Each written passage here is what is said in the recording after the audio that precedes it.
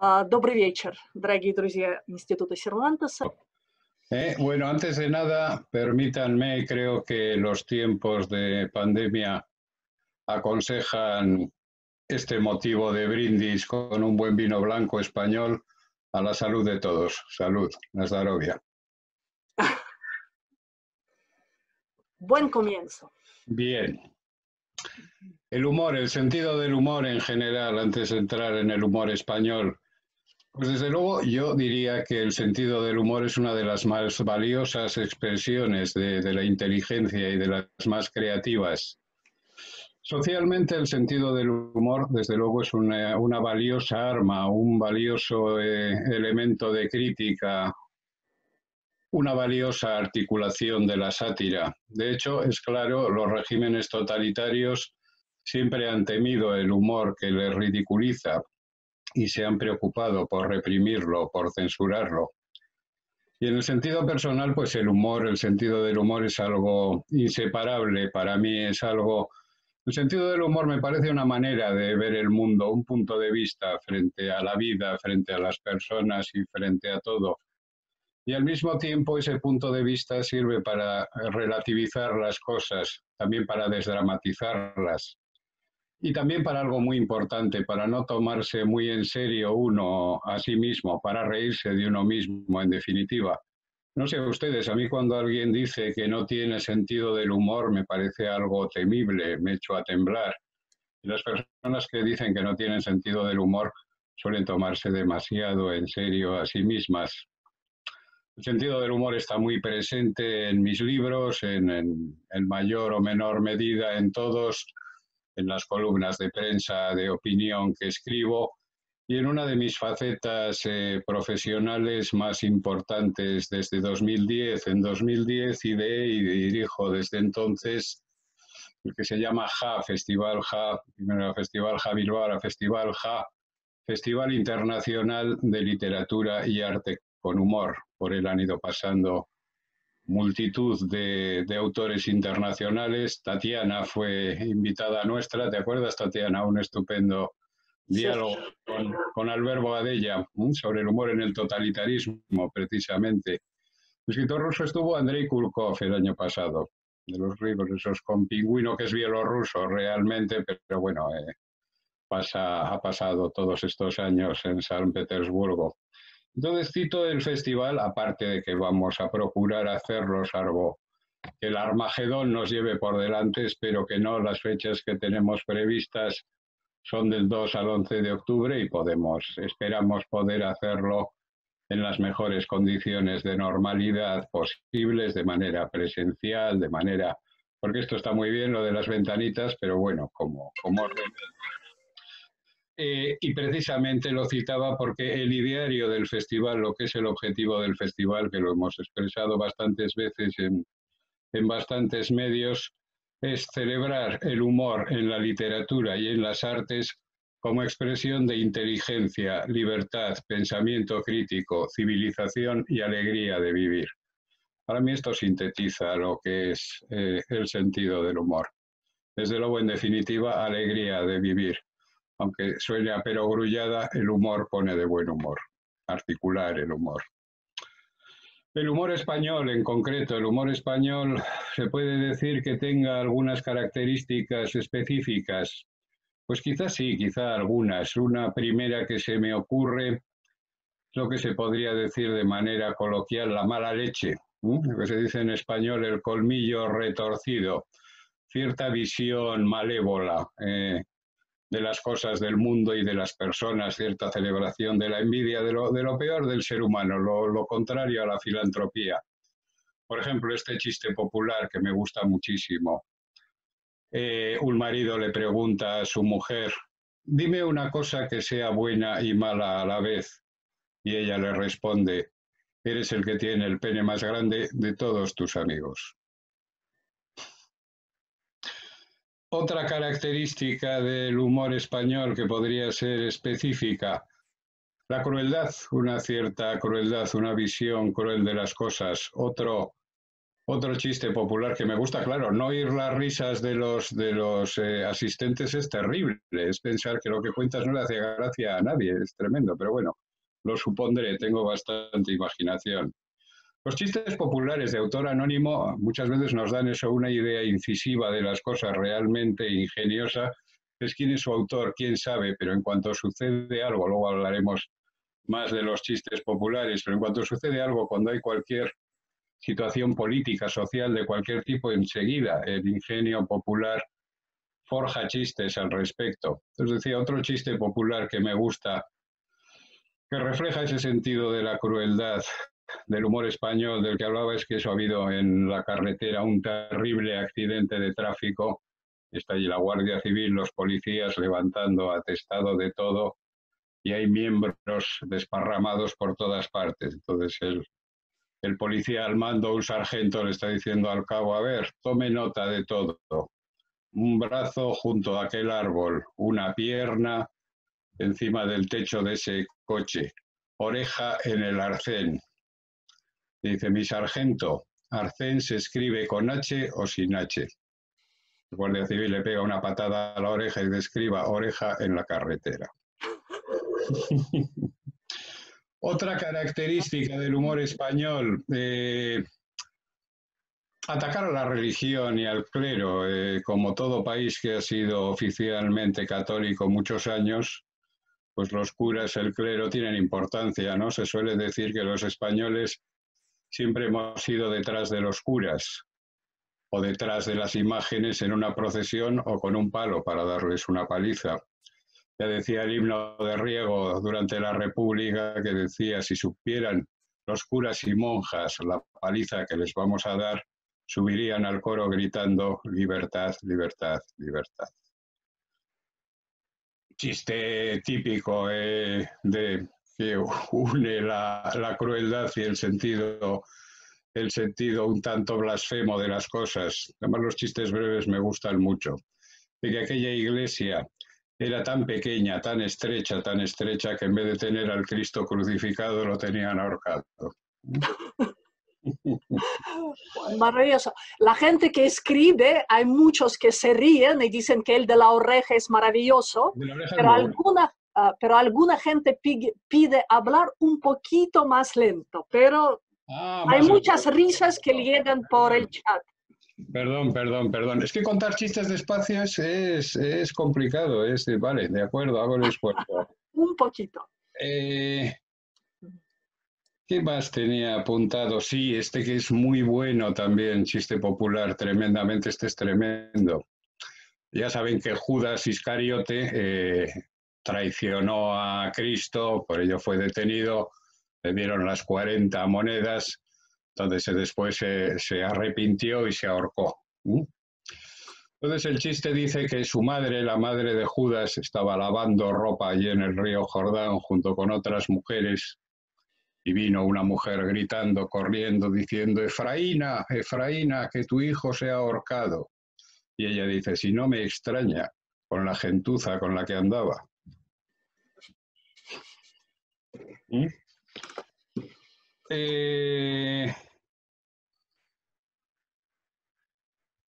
Saltemos, vamos a dar un salto de lo general a lo que marcaba como algo específico. El humor que se desarrolló en el siglo de oro español, en el siglo XVII. Lo he marcado como algo específico porque en el siglo XVII se crea un género literario nuevo, el género picaresco, la novela picaresca.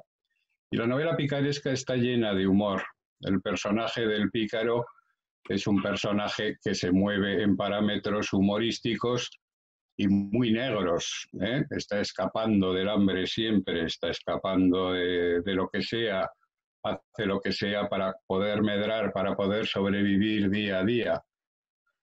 Son obras totalmente destacables de la novela picaresca, Guzmán de Alfarache, de Mateo Alemán, el anónimo Lazarillo de Tormes, y desde luego a mí la que más gracia me hace, El Buscón, de Francisco de Quevedo, la historia del Buscón.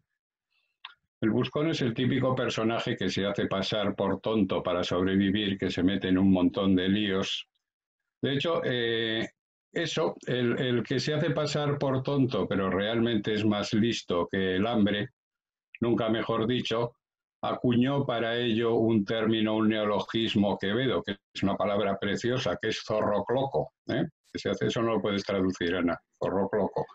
El que se hace pasar por tonto siendo listo. Lo inventó en un relato que se titulaba Cuento de cuentos. Y en el Buscón hay una parte absolutamente hilarante que he leído muchísimas veces, que es uno de los primeros capítulos, que es la comida en casa del Domine Cabra, que es un clérigo que tiene esos pupilos, que tiene a gente allí hospedada a los que les hace pasar un hambre terrible.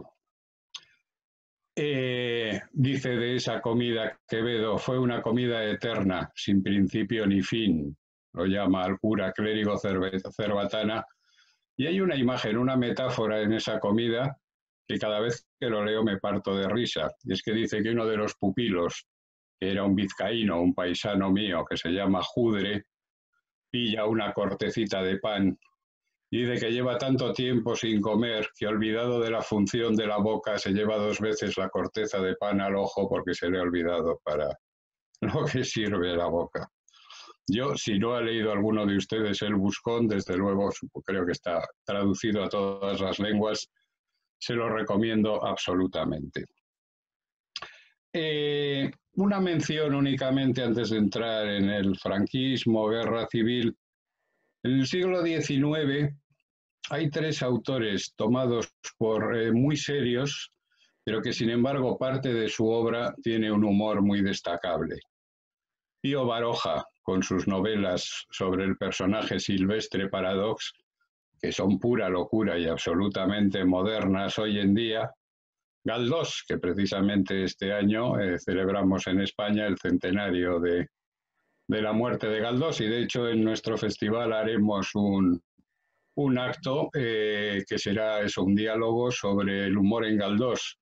Y Galdós tiene un personaje, aparte de que tiene humor en bastantes de sus novelas, como en Tristana, en Nazarín, pero tiene un personaje que es el usurero Torquemada, protagonista de varias novelas, absolutamente lleno de humor, con un humor totalmente moderno y eficaz. Y el tercer autor del siglo XIX, que llega hasta comienzos del XX, cuyo humor, que es un humor muy cruel, muy tremendista, para mí es Ramón María del Valle Inclán, sobre todo el humor que hay en sus comedias bárbaras, en Divinas Palabras, ese humor tremendo, tremendamente negro, en Divinas Palabras, el enano, el deficiente mental hidrocéfalo que llevan en el carretón, que lo llevan de feria en feria, y Marigaila y su amante una noche se lo dejan fuera. Se olvida meterlo dentro, llegan borrachos, si tienen ganas de fiesta, ellos se lo dejan fuera y al pobre hidrocéfalo se lo comen los cerdos. Es de un tremendismo absoluto. Antes de citar algunas cosas del humor en el franquismo, en la guerra, los carlistas, a su pesar, los carlistas ya saben, fueron una de las facciones de las dos de las guerras civiles del siglo XIX, eso era una facción conservadora, lo que se les llamaba carcas. Todos los carlistas, a su pesar, en la guerra civil, que estaban organizados en los requetés, tienen un elemento que está sacado de la realidad que me hace mucha gracia. Bueno, Pío Baroja, que lo acabo de citar, definía carlista, los carlistas llevaban boina roja, decía carlista, animal de cresta roja, que recién comido, bebido y comulgado es altamente peligroso.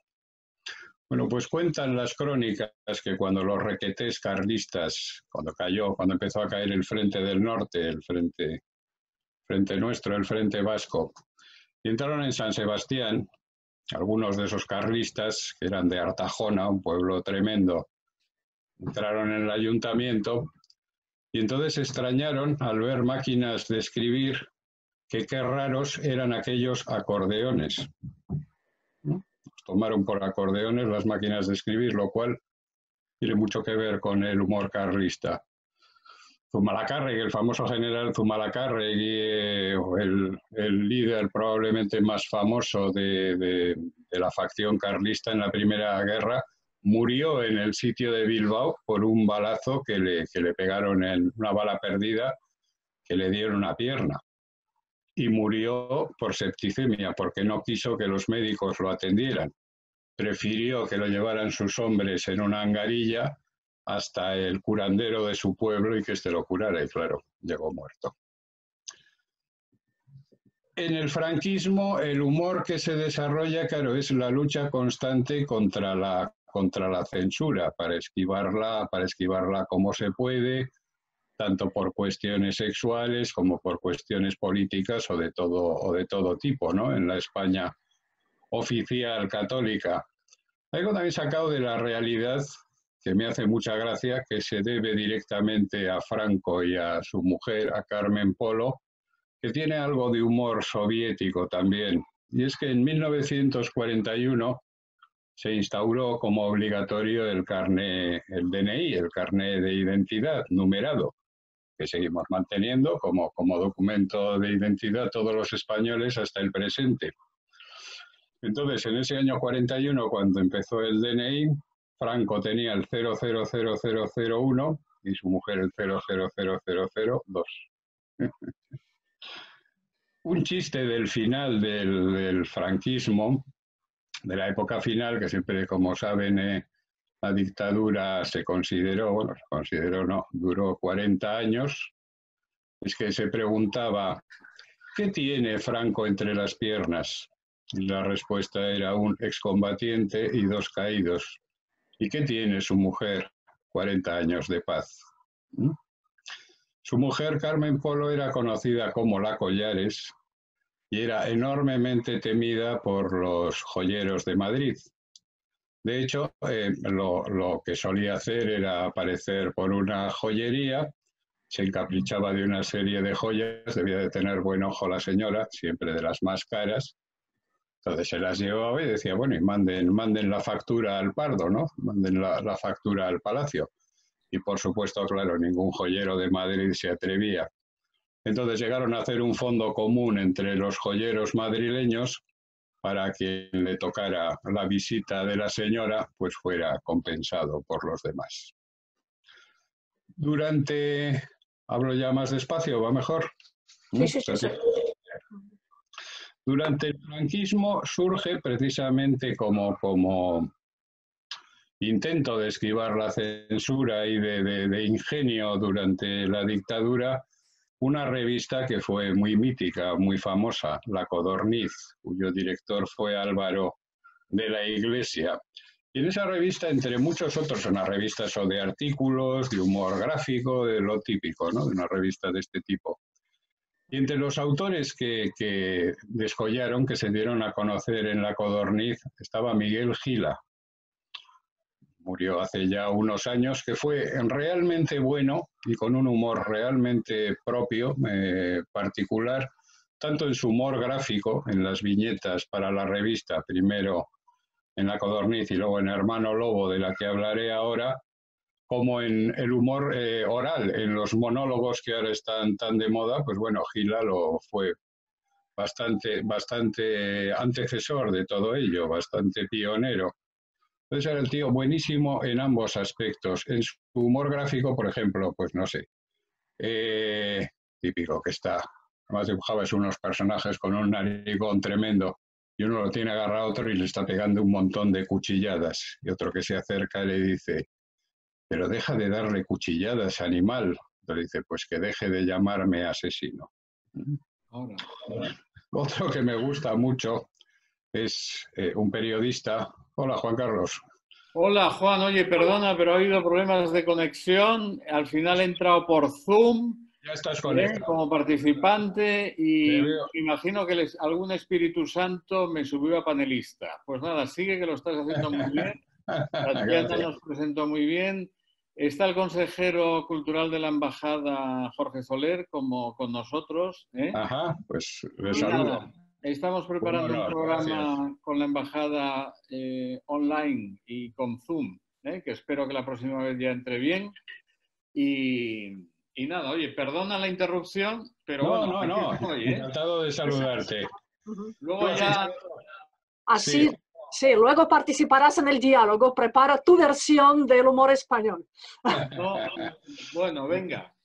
Decía, otro chiste gráfico que quería citar de Gila, es que un periodista está eso al pie de su máquina de escribir y dice, voy a escribir un artículo sobre la libertad de prensa. Y el que está a su lado le dice, yo le dicto. En el humor oral, que hacía muchísima gracia, un chiste que lo contaba siempre habitualmente, lo he oído un montón de veces, pero y que define eso, lo naif, lo surrealista, al mismo tiempo la mala leche del humor de Gila. Y es que cuenta que una noche iba paseando por la Gran Vía de Madrid con su mujer y ve a dos grandones que a uno chiquitín le están metiendo una tremenda paliza, le están dando unos golpes tremendos. Entonces Gila cuenta, dice, le dije a mi mujer, jo, ¿me meto o no me meto? ¿Me meto en este follón o no me meto? Dice, y al final me metí, y entre los tres le metimos una paliza horrorosa.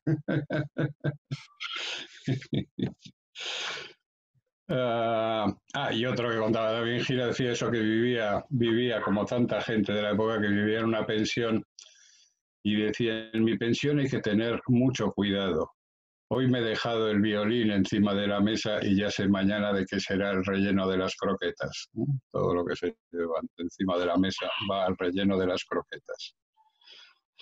En los años 60, solo por hacer una mención de cine, hay dos películas que se deben, director, conocida sin duda por todos ustedes, que se deben como director a Luis García Berlanga y como guionista al gran Rafael Azcona, que son El Verdugo, una, y Plácido, otra, que son dos grandes obras maestras del cine español, que sorprendentemente sortearon la censura en su momento, cosa asombrosa, sobre todo El Verdugo, es un exponente claro de humor negro, hace unas secuencias famosas del final es que están llevando entre dos al reo, que lo llevan al garrote vil, y entre dos al verdugo, que tiene que ajusticiarlo, que también está hecho polvo.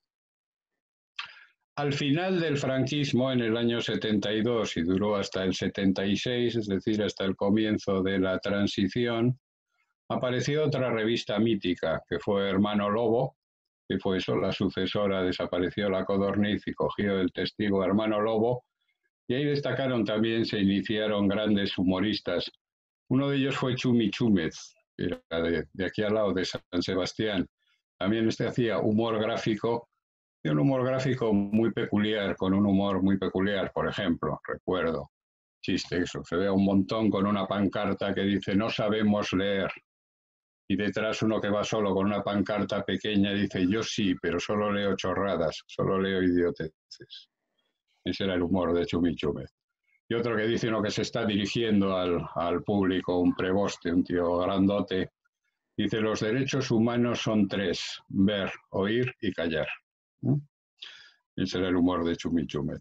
También empezó en esa época, que ha seguido hasta, era un buen amigo personal, además sentí mucho su muerte, fue Antonio Fraguas Forges. Empezó también en Hermano Lobo y ha sido pues humorista diario de viñeta diaria en el diario El País, pues hasta su fallecimiento hace poco más de un año, hace un par de años, no sé. Que de Forges siempre con sus personajes lo puede definir, no sé, su humor gráfico. Uno que a mí me gusta mucho es el pequeñito, su personaje que está durmiendo, entra su mujer Concha y le dice, Mariano, son las 7, y el otro dice que pasen. No sé si todo eso se puede traducir bien. Otro que empieza en Hermano Lobo, y que llega, no, una cosa que quería notar de Forges, que esto me lo dijo a mí por teléfono de viva voz. En nuestro festival hicimos uno de los años en el metro, en los pasillos del metro de Bilbao, una exposición con viñetas grandes, de viñetas contra el machismo de Forges.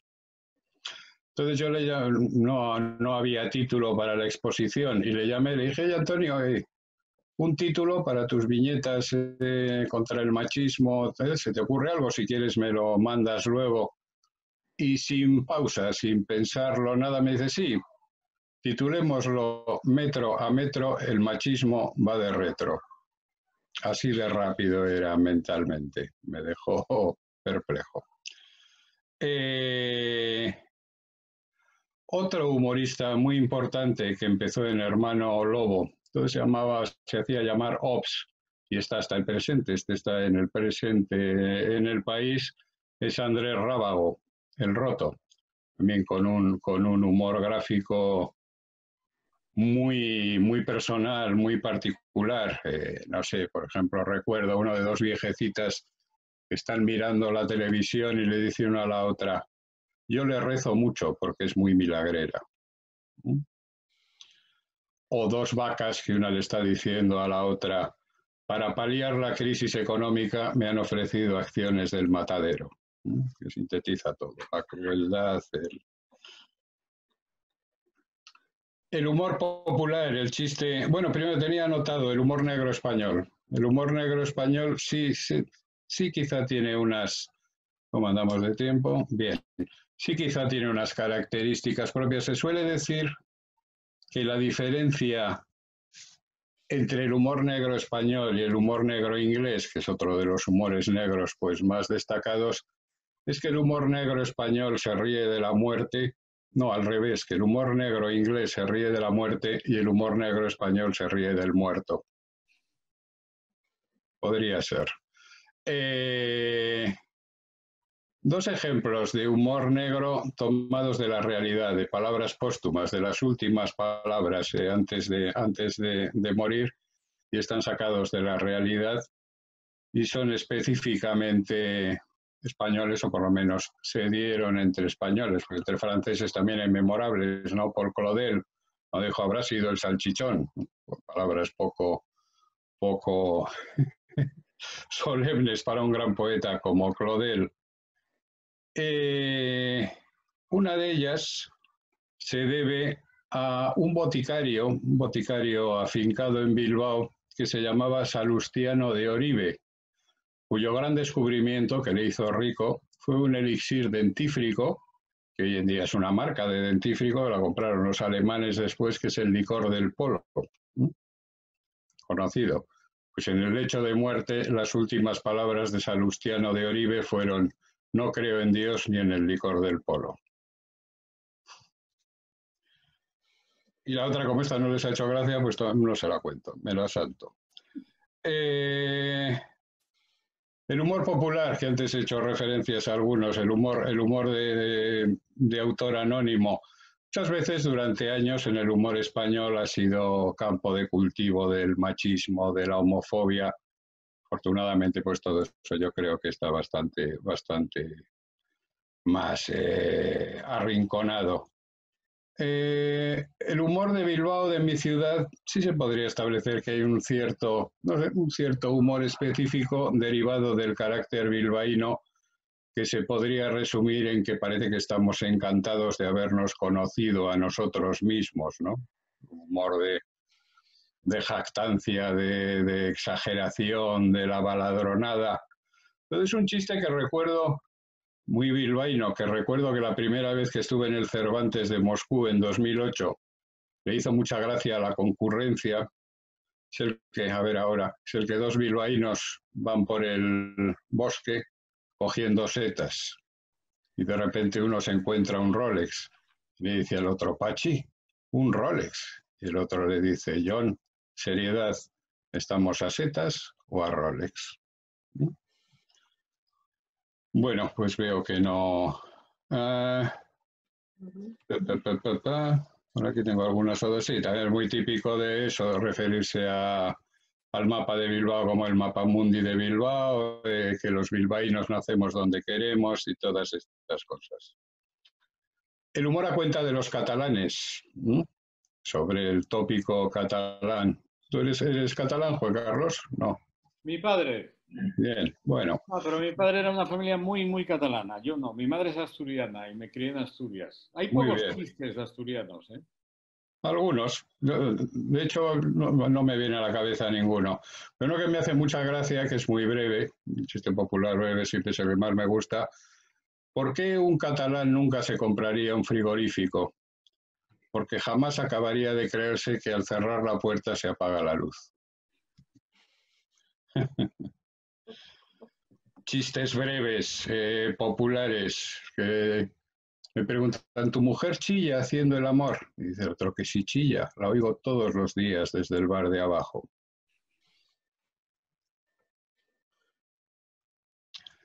El que le dice al médico, doctor, se me ha puesto la nariz roja y las orejas amarillas, ¿qué me aconseja? Que se ponga un sombrerito verde. El humor en el coronavirus, que me decíais que hiciera alguna referencia hoy en día, pues por ejemplo, un chiste del roto en El País del otro día. Y sale el personaje con la mascarilla encima de los ojos. Dice, correcta manera de ponerse la mascarilla en la próxima etapa de coronavirus. Uno que me hizo mucha gracia, que no sé quién es el autor, saben que en Semana Santa se prohibieron las procesiones porque estábamos en confinamiento, pero al mismo tiempo se dejaba pasear a los perros. Entonces la viñeta era una procesión entera en cuña, con el primero con un perro, con una correa y todos los demás en formación detrás. Y nada, tenía un artículo mío, tal, pero me parece largo leerlo. Si hay preguntas de ustedes y si sé responderlas, que no estoy muy seguro, pues estoy a su disposición. Con su permiso me fumaré un cigarro. Muy frío hablar así, tremendo. Oye, Juan, ¿se me oye? Sí, ¿no? Se te oye y se te ve. Oye. No, solamente un par de cosas. Las relaciones entre absurdo y humor, ¿no? Es decir, ¿hasta qué punto el absurdo genera situaciones humorísticas? Caso de Arrabal, el caso de Jardiel, también las películas de Almodóvar. Y luego ciertos humoristas que desde luego han explotado el absurdo, sobre todo, ¿no? Tippy Coyle es uno de ellos, Gillan, que has citado. Sí. Y el caso reciente de los luthiers, ya que el Cervantes pues, cubre también la cultura hispano-iberoamericana, el caso de los luthiers son un ejemplo.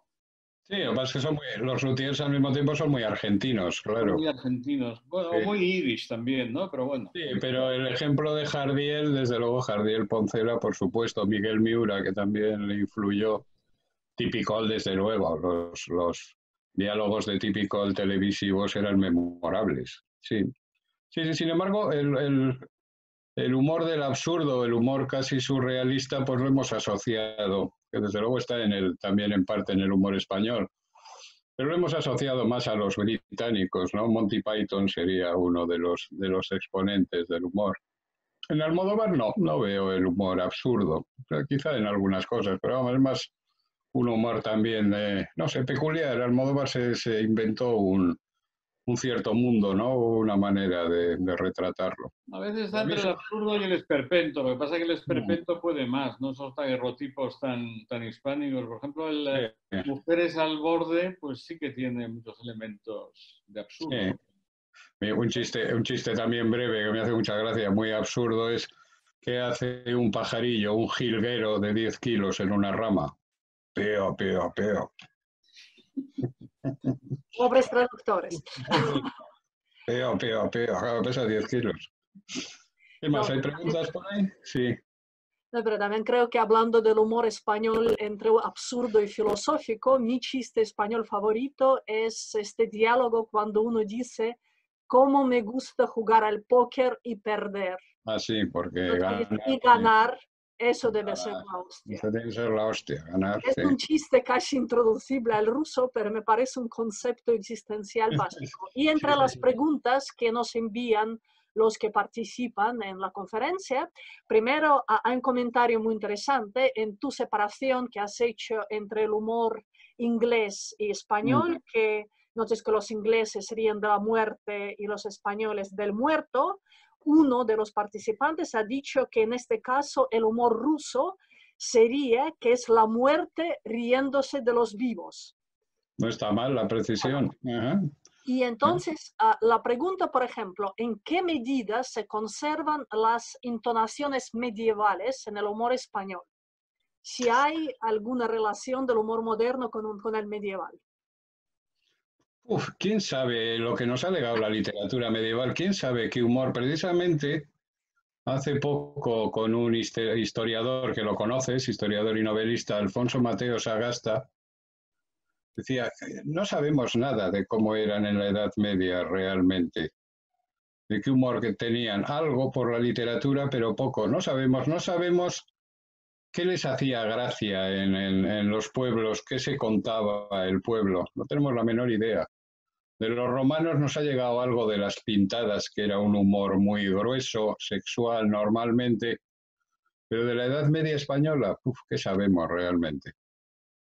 No lo sé, no sabría contestar a eso. Hombre, lo que sí he hecho mención al principio, lo que sí queda es en el humor anticlerical o antirreligioso, sí queda un pozo de cuando la sociedad eso era teocéntrica, ¿no? De cuando todo estaba en manos de la Iglesia y todo bajo el poder de Dios. Ahí sí veo una cierta herencia, otras cosas no lo sé, soy ignorante al respecto. Bueno, también preguntan en el humor, ¿cuál es el humor moderno español de todos los días? Yo creo que aquí más bien sería, por ejemplo, la reacción humorística a algunos últimos sucesos, digamos, histórico-políticos, y cómo ves cómo el humor llena la vida cotidiana de un español moderno. Bueno, yo creo que el humor ocupa una parte muy importante.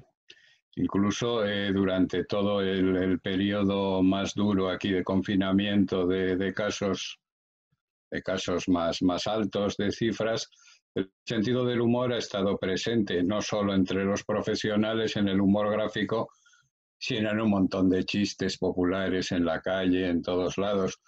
Yo creo que el humor en la sociedad moderna española, y afortunadamente creo que ocupa un lugar muy importante, y siempre con esas dimensiones, como algo crítico, como algo satírico, o de celebración de la vida simplemente.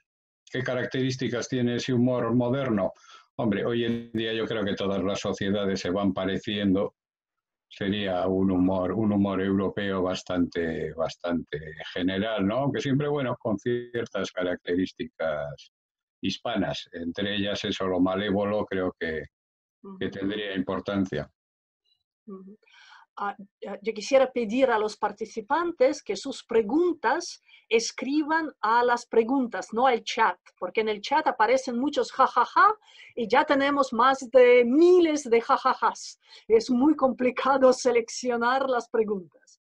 Y entre las preguntas hay una, por ejemplo, de lo que has hablado de Galdós, que uno de los participantes opina que es más sátira que humor, al menos como él tenía, lo veía. Entonces, desde tu punto de vista, ¿se puede distinguir realmente sátira del humor o es el mismo mundo, el mismo caldo de cultivo?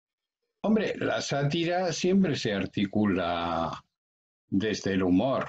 No deja de ser la sátira una cierta ridiculización de lo satirizado, ¿no? Lo cual nos lleva al humor. Lo que pasa es que, y esto serviría para todo humor, no solo para el español, sino para el de... Es que el humor no siempre es alegre. El humor puede ser bastante siniestro, puede ser bastante melancólico. A veces una sátira puede ser muy amarga y llevar a un humor muy amargo. No creo que hay que confundir humor con alegría necesariamente o con risa. No todo humor lleva a la risa, pero sí a una articulación mental determinada, creo. Creo que esa sería la clave del humor. Ponerte en una clave mental determinada ante algo o analizando algo o reaccionando ante algo.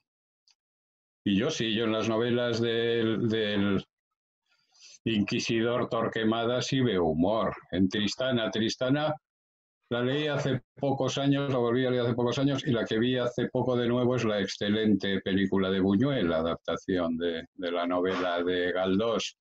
El personaje de Don Lope, interpretado por Fernando Rey, teniendo unos elementos humorísticos él mismo, lo es, intentando conservar cierta dignidad ante la vejez y ante la pobreza económica.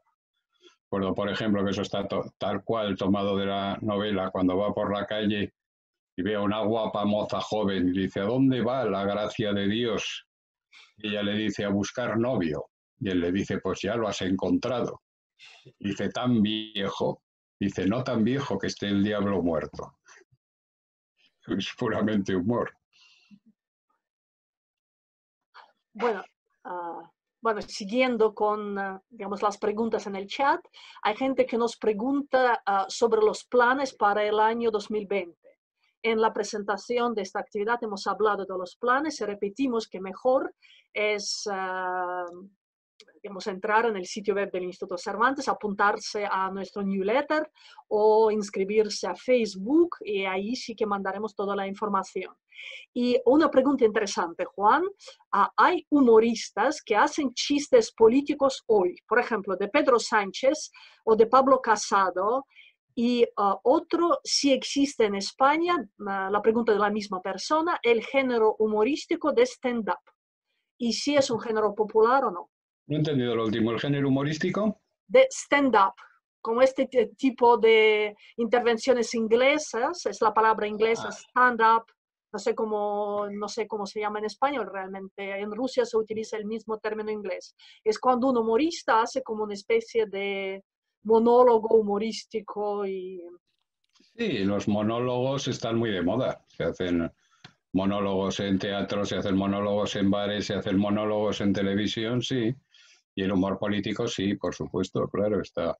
El humor político siempre funciona y siempre ha funcionado en todas partes, salvo cuando la censura intenta, claro, lo sofoca, pero sí, claro.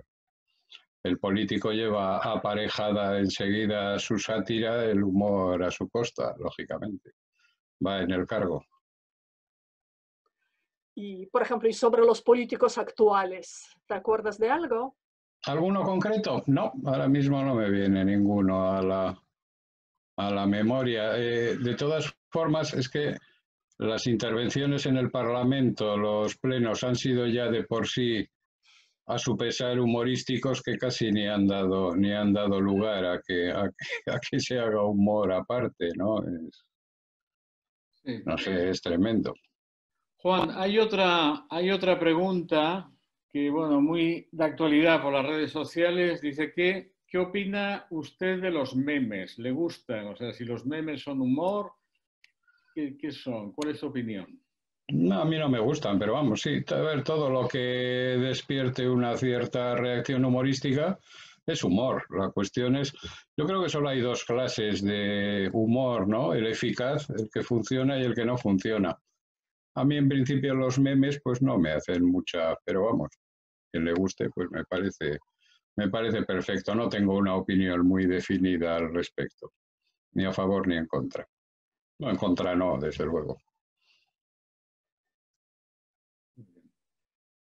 Y, y otra pregunta, ¿qué opinas sobre Ibáñez? Yo creo que aquí Ibáñez, hombre. habéis hecho muchas cosas en Bilbao. No, a Francisco Ibáñez en nuestro festival tuvimos el honor de darle el premio del festival el segundo año. Creo que fue el segundo año, sí, el año 2011. El primer año fue Tom Sharp, sí, el segundo año fue Francisco Ibáñez. Y fue un honor y un placer conocerlo en persona, alguien realmente sencillo y entrañable y muy majo. Fue impresionante. El premio se lo dimos un sábado y se iba el domingo pues pongamos a las 3:30 de la tarde. Y estuvo firmando ejemplares de sus tebeos que se compraban allí en la veo, los que traía la gente de sus álbumes y tebeos. Y estuvo sin levantarse ni un momento, 3 horas firmando, cada firma con un dibujo, 3 horas seguidas. Me llamó mucho la atención que algunos niños le traían sus propios dibujos para ver qué le parecían a Ibáñez. Y les comentaba a cada uno el dibujo y ahora, pues, y lo que me parece Ibáñez como artista, como como viñetista, como autor de tebeos, pues hombre, uno de los grandes referentes, ¿no? Del humor español de los años de Bruguera y que ha sobrevivido hasta el presente y ahí sigue. Fue gracioso porque Ibáñez nada, no manejaba correo electrónico. Entonces me dieron su teléfono y le llamé. Se puso él directamente. Y claro, es complicado a alguien que no te conoce de nada y que le estás explicando la existencia de un festival que se le ha dado un premio con una dotación económica de 20.000 euros, y yo todo lo que intentaba era convencerle de esto no es una broma, te estoy hablando en serio, y ya sí, al final me creyó y muy buen recuerdo de Ibáñez. Sí, Juan, aquí hay otra pregunta. Soy José García, soy profesor de español para extranjeros, en mi caso alemanes. A veces es complicado hacerles entender que el humor y las palabras malsonantes son casi inseparables en español. ¿Qué opinas sobre ello? Sí, es cierto. El humor español, sobre todo el chiste popular, y no solo el chiste popular, se vale mucho del taco, de la blasfemia, de la palabra malsonante. Sí, no lo he citado como una característica propia, pero casi lo sería. De hecho, como bien sabéis, incluso nuestra forma de hablar habitual, algunos extranjeros, depende en qué países, les parece muy brusca, les parece tremenda. Y sí, el empleo del taco es realmente sonoro. A mí me gustaba eso, la comparación aquella de respecto al Dry Martini, tan seco como una buena blasfemia. La sequedad. Pero sí, desde luego. Ahora sí, claro, el alemán no utiliza de ello. Sí, sí, efectivamente. Sin embargo, como bien decía Borges, el alemán no es un idioma, es un universo. ¿Y Borges tenía un humor británico? Sí, desde luego, tenía un humor británico y tenía un humor, yo diría, propio, borgiano. Sobre todo, que a mí me gustan mucho, en los cuentos que escribía Ala Limón con su querido amigo Adolfo Bioy Casares, los que solía firmar con el seudónimo de Bustos Domecq, tienen un humor tremendo. Un humor muy intelectual, muy de chistes con cuestiones literarias, pero sí, sí, por supuesto. Un humor tremendo. Sí. Por lo demás, muy argentino, claro. Pero también muy británico, puesto que él era muy de formación británica por su madre. Y también hay gente que pregunta sobre los planes del Festival Ja Bilbao para este año, si se celebra o qué pasa con Sí, 19 el humor de Bilbao. Es lo que he dicho al principio, que sí, salvo que pillara pues uno de ese repunte de que se teme en octubre. Nuestras fechas son del 2 al 11. Sí, estamos haciendo el programa de manera normal para hacer el festival en sala. Lo que no sé es si tendremos limitaciones de aforo, pues eso ya veremos cómo está ese momento, pero sí, nuestra pretensión, y para ello estamos trabajando, es hacer el festival en las condiciones más normales. Lo que no vamos a dar este año es premio del festival, porque la Fundación BBK está dubitativa, entonces, bueno, pues el premio lo podemos dejar para el año que viene y potenciaremos el programa de otro modo. El otro día escribía en una columna de las que hago para periódico, para El Correo y otros periódicos de Vocento el domingo, que hay que funcionar, a ver, estamos en medio de la incertidumbre, pero de algún modo en estas cosas hay que funcionar como con certeza, como si tuviéramos certeza. Entonces yo lo que intento es, porque lo que no voy a hacer es cerrar de antemano, no voy a echarme atrás de antemano, es hacer las cosas como si fueran a desarrollarse bien. Exactamente lo contrario que decía Borges cuando decía eso, que algo atroz, algo terrible que hay que hacer, hay que afrontarlo como si ya lo habíamos hecho, como si ya está hecho anteriormente. Aquí es al revés exactamente.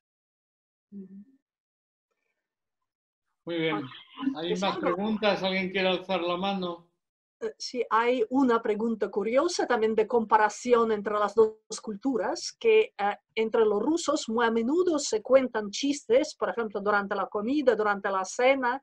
Sí existe esta tradición en España, así de reunirse y empezar a contar chistes así, como tertulia de chistes. Bien lo sabéis vosotros, Juan Carlos y Tatiana, desde luego. Sí, sí, sí. Muy, muy típico en una sobremesa o en una simple reunión de amigos de bar, sí, desde luego. Y eso, y una cadena ininterrumpida de chistes. A mí esas cosas, los chistes que me suelen horrorizar bastante son los chistes largos. Pero bueno, un toma y daca de chistes breves, pues bueno, puede estar bien. Pero la respuesta sí, claro que existe esa costumbre, desde Y luego. otra pregunta muy interesante, si existe en España algo sagrado, algún tema sobre el cual no se puede contar chistes. Pues afortunadamente yo creo que no. Se cuentan chistes sobre todo. Ahora hay temas que son tanto más tabúes que otros. Por ejemplo, aquí, en los chistes sobre el nacionalismo, a los nacionalistas les sientan bastante mal. Pero vamos, en principio creo que no. Es decir, no algo específico español. Lo que funciona en la lógica, en el ideario universal, ¿no? Hacer un chiste sobre Auschwitz es un tanto complicado. Pues esos serían también los límites en España, supongo. Sí, hay otra pregunta. ¿Podría comentar el humor en la obra de Camilo José Cela? ¿Lo considera más bien humor o más bien absurdo? Yo no sé si hay humor en la obra de Cela, ¿no? Él sí era un personaje que... Sí, en algunos libros sí. Hombre, en uno de los emblemáticos, en La familia de Pascual Duarte, pues no, todo lo contrario, es una novela muy, muy tremendista. Pero en La colmena sí hay algunos episodios humorísticos, por ejemplo, el personaje que es un inventor de palabras, sí, sí hay cierto humor. Pero vamos, no conozco a fondo la obra de Cela como para opinar si tiene una gran cantidad de humor en su obra, pero desde luego en lo que yo he leído sí he encontrado humor. Sí, sí. Y él sí, sí. Luego tenía, pues sí, bueno, el humor ese de sal gorda, de la gloriosa hazaña del cipote de Archidona y esas cosas, pero Bueno, vamos, sí, sí. tampoco es de lo más destacable de su obra, probablemente. Y también creo que una pregunta curiosa, si hay diferencia en el sentido de humor entre las regiones de España, pero no como son los catalanes o los andaluces, como ellos salen en los chistes, sino como serían los catalanes, los vascos, los andaluces en su propio modo de crear, digamos, el humor propio. Si son diferentes y qué les atrae para reírse, digamos. Cuáles son los temas más propios para cada mentalidad, digamos, nacional, si tal existe, desde tu Pues, punto de vista. por ejemplo, el que se ha tomado muchas veces la parte por el todo, o sinécdoque el humor andaluz como sinónimo del humor español, y no, el humor andaluz, el humor en Andalucía sí tiene unas ciertas características propias, que sobre todo yo diría que es hacer humor, basar ese humor en la exageración, hacer de la exageración un elemento humorístico.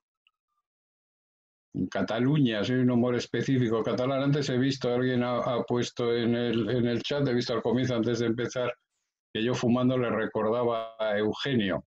Eugenio era muy paradigmático catalán, pero no sé si el humor que hacía se podría considerar catalán, no era un humor muy propio, un humor de Eugenio. Los gallegos, bueno, juegan un poco con un chiste muy gallego que recuerdo, el viejo, el patriarca que va a morir, le dicen, padre, ¿dónde quiere que le enterremos? ¿En el cementerio de abajo o en el de arriba, el que está encima de toda la cuesta? Dice, no, en el de arriba. Y dice, ¿por qué? Por joder, para que subáis el féretro a hombros. No sé si eso es humor gallego. El vasco en general, como sobre la comida, tal. El bilbaíno sí entroncaría con el andaluz en cuanto a hacer humor de la exageración, ¿no? De la absoluta exageración. El humor castellano, no sé, Alejandro Dumas decía que los castellanos tenían poco humor porque comen muchos garbanzos y los garbanzos hacen que se pierda el humor. Interesante eso. Aquí hay otra pregunta. ¿Podría dar algún ejemplo de juego de palabras en el humor español? Sí, pero es intraducible. Ya. Pero vamos a hacer un reto a nuestros geniales traductores. A ver, algún juego de palabras. La cuestión es que me venga alguna ahora. No, juegos de equívocos, de sentidos. No, a mí Por se me ejemplo, ocurre un uno. juego de palabras, el euskera, el idioma vasco, sabéis que es muy complicado, con muchas Ks, muy difícil de entender, muy inextricable. Entonces hay uno que entra a una tienda de animales y le pregunta al que atiende la tienda, ¿es cara la cacatúa? Entonces dice, no señor, aquí no hablamos vasco, lo siento. ¿Es cara la cacatúa? Podría ser vasco. ¿Eh? ¿Qué más? Os habéis quedado todos quietos. ¿Hay un humor castellano? No lo sé. No lo sé. Hay autores castellanos con humor, evidentemente. ¿Hay un humor propio castellano? No lo sé. No soy un experto. No tengo idea. No lo sé. Y es curioso que escriben que existe un libro, es que yo cuando hemos participado en tu encuentro no sabía que este libro existía, de ¿Cuál? Carlos Enrique Bayo, Así no se puede vivir, que está precisamente dedicado al humor totalitario soviético. Ah, mira, pues Así me lo que compraré. participó un participante de nuestro webinar, pregunta si conoces este libro, es Carlos No, Enrique pero Bayo. me lo compraré ya porque ya sabes que el humor antisoviético, el humor crítico soviético me hace mucha gracia. Y también hay gente que pregunta precisamente qué libro podrías aconsejar para comprender mejor el humor español. Ah, no voy a decir el Quijote porque sería una pedantería, ¿no? Está claro. Pues el que he citado antes de la novela picaresca, el Buscón, me parece un buen compendio de humor español a través de los elementos del género picaresco. Algo más moderno, que a mí me haga gracia. El primer Eduardo Mendoza me parecía un humor español muy bueno, en concreto El misterio de la cripta embrujada, me parece un humor muy eficaz, muy bueno. Es sátira de la sociedad catalana, pero me parece un humor muy eficaz también el de Juan Marsé en El amante bilingüe. Y Juan Marsé me gusta mucho, además. No sé. Es que, claro, a ver, el humor, algo que quedó bien precisado en el primer festival que hicimos, en el de 2010, y precisamente por ello cambiamos el nombre, que al principio nos llamábamos Festival tal de Literatura de Humor y Humor Gráfico. Entonces, autores tan diferentes, pero todos ellos con el denominador común de utilizar el humor, como Michel Houellebecq, Martin Amis, Fernando Iwasaki, Rafael Reich, creo que lo dijo también, dijeron, no se puede hablar de literatura de humor. Es decir, no hay un género específico que sea la literatura de humor. De hecho, cuando se encasilla así, funciona como subgénero, como algo poco apreciado. Lo que hay es libros de cualquier género o sin un género determinado que contienen humor o no. Creo que esa es una diferenciación importante y muy cierta.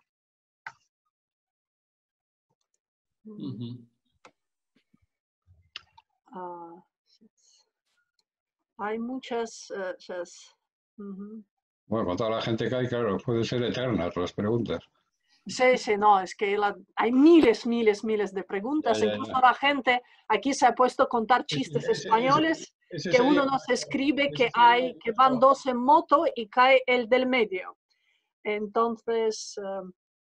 Ese ya es el chiste en sí mismo. Van dos y cae el del medio, pues sí. Ese es el chiste. Hablando de humor surrealista, pues sí. Está claro.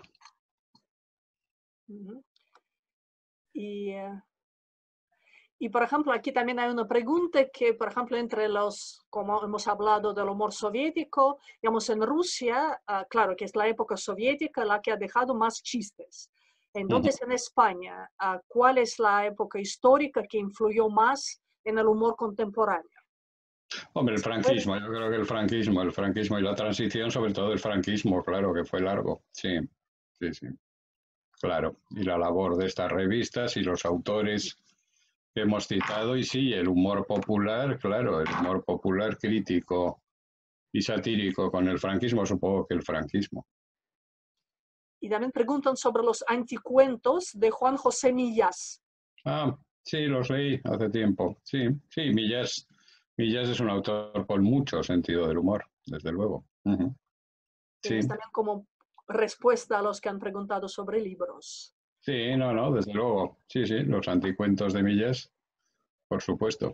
Hay una pregunta interesante en el chat. ¿Qué época influyó más en el humor español contemporáneo? Es decir, si el humor español tiene raíces históricas, me imagino que quiere decir, ¿no? Pues es lo que he contestado antes, que sabemos cómo era la Edad Media, hasta dónde alcanza lo que podemos calibrar, siglo XIX, XVIII, XVII la picaresca, el XX, pues el franquismo sería muy determinante como reacción en contra. Pero vamos, yo no soy un experto en estos temas. Soy un pobre escritor que se vale del humor, nada más, a veces. Este acto en sí me quedará en la memoria como profundamente humorístico. Sí, sí, no, es. Bueno, al fin y al cabo es una tertulia que después podrás leer los comentarios. Aquí aparecen algunos chistes favoritos de la gente. No, pero es muy extraño estar hablando de humor, o contar algo que pretendes que tenga cierta gracia ante el silencio, ante el sí es. Pero mira el chat y ahí verás. No puede ser surrealista en sí mismo. Muy bien. Bueno, algo para terminar. ¿Qué te ocurre? ¿Alguna historia de la que has reído más en tu vida? Tantas, no sé. Algo muy... Ya sí, os voy a leer que es breve. Una columna que publiqué pues hace como, no sé, 3 o 4 semanas. Es breve, se lee enseguida. Y en la que hice una visión humorística en una columna de opinión sobre un miedo que creo que todos hemos tenido o tenemos estando cuando estás aislado, ¿no? Es que no se te estropee el utillaje de casa, que no se te estropeen los aparatos, porque claro, es difícil que alguien venga a reparártelos. Entonces escribí una columna, se la mandaba a Ana a la mañana, o sea que está preparada, por si la leía. Titulé Loados artefactos, lo cual se podría traducir también por queridos cacharros o queridos aparatos. Son frecuentes, sobre todo en el cine de aventuras, esas situaciones en que el fallo de funcionamiento de una máquina pone en apuros a los personajes. Así sucede cuando se estropea el coche en medio del desierto, se agota el combustible de la calefacción en un refugio ártico o se para el telesilla sobre el abismo. Durante el confinamiento doméstico, además de mantener disciplinado el espíritu y frenar el desaliento, también es importante que nuestra infraestructura de máquinas no desfallezca, ya que supongo que no será fácil ni rápido que los servicios técnicos acudan a reparar averías. Para que nada falle en mi pequeño parque de artefactos, los mimo con atenciones de pirado. Pirado es lo mismo que loco. La caldera de gas para agua caliente y calefacción tiene 15 años. Cada día le recito el mantra no casques 12 veces, con inclinaciones de cabeza de servicial geisha. La nevera es un portento de longevidad. Cuando llegué a este apartamento, ella ya estaba aquí, es la matriarca del utillaje. Le pongo navidades blancas, la nieve, el frío, cantada por Bing Crosby, y su viejo motor ronronea cual gato satisfecho. La lavadora y la secadora son las que me dan más miedo de crack, porque son bastante nuevas y por tanto hijas de la inmisericordia obsolescencia programada. Mantengo con sus escotillas, que me recuerdan el ojo sublevado del computador HAL 9000 de la película 2001, una relación respetuosa y procuro no cargarlas demasiado. La vitrocerámica cumple y se calienta más que yo cuando veo la película Lazos Ardientes. El cine me lleva a la tele, que también es ya talludita es que tiene muchos años, y cualquier día me da un disgusto. Para cuidarla le pongo buenas películas por streaming y los noticiarios con cuentagotas para que no se agobie. El ordenador soporta lo que escribo y recibir los cuentos de mis alumnos, lo que demuestra que es un estoico resistente y un duro tipo Moriarty. Un cacharrito simple pero esencial es la maquinilla de la barba. Me evita el aspecto bíblico. También tiene un peine para acople que facilita cortar el pelo, pero sé que me voy a hacer una escabechina capilar. Claro que sería peor si lo intento con tijera. Conozco mi torpeza y soy capaz de pincharme un ojo e incluso de castrarme. El móvil es chino y funciona, pero está poseído por algún demonio oriental y me pone en la pantalla de bloqueo fotos de pangolines y murciélagos. Luego está el uso que hacen otros de sus cosas. En mi calle hay un plomo que toca desde el balcón la batería, lo que hacen algunos por conseguir un auditorio cautivo que de otro modo huiría, ya que el tipo no es precisamente Charlie Watts. Pues esas tonterías estaba escribiendo en el periodo de confinamiento. ¿En qué trabajas ahora, Juan? ¿Qué novela? Pues estoy con una novela, pero al igual que les ha pasado a bastantes otros colegas, me queda como un tercio y estoy un poco atascado. No me cuesta escribir artículos, cosas más ligeras, incluso algún cuento que me han encargado, pero el hilo de una novela me está costando, tengo que retomarlo. ¿Por el confinamiento? ¿Es difícil concentrarse? No por el confinamiento, por la preocupación. Ya. Por la preocupación. Sobre todo ahora, bueno, a ver, aquí en España se va un poco la luz, aunque bueno, la incertidumbre prosigue. No, por el extraño estrés que te produce la preocupación por la situación general, no solo sanitaria, que bueno, parece que va mejorando, pero la gran preocupación también por la enorme crisis económica que viene. Claro. Pero bueno, como dicen los argentinos, arriba los corazones, no acabemos con un mensaje negativo. Muy bien, muchas gracias. No hay más preguntas. Tatiana, ¿quieres decir algo de despedida de...? No, yo creo que había una pregunta general, si la grabación de este webinar se colgará en algún sitio. Nosotros ahora estamos abriendo el YouTube canal del Instituto Cervantes, como digamos, tiene que abrirse desde Madrid. Esperamos que pronto podamos colocar ahí y la conferencia de Juan Bas en versión original y en la versión con traducción. Así que podéis repasar los chistes. Y, yo creo que la pueden usar. Mi charla, que me ha parecido un horror, no me ha gustado nada, creo que la pueden usar para ponérsela a los niños si se portan mal. Creo que les pueden amenazar con ello. Está muy bien. Bueno, pues muchas gracias por tu presencia y decirle al público que... A vosotros. Hemos trasladado y lo haremos online y con Zoom gracias a esta colaboración con Hispánica, un programa que creo que es ambicioso, que estamos haciendo la Embajada de España y nosotros. Tendrán información en el web de la Embajada, web del Instituto. Es el año del IBES, es el año Galdós, es el año Benedetti, hay obras de teatro, hay cine en línea. Bueno, consulten nuestro Facebook, consulten el Facebook de la Embajada y sobre todo no nos abandonen. Y Juan Bas, que venga pronto a Moscú físicamente, in person, como decían aquellos, ¿no? En los años 60. Gracias. Y que podamos, bueno, pues ir de cena y todo lo necesario. Señal de como Juan Bas es un gran experto en resaca, que además su tratado sobre la resaca está traducido al ruso. Yo creo que podrá escribir algo sobre la resaca del confinamiento. Eso será una nueva versión de resaca, ¿no? Desde luego.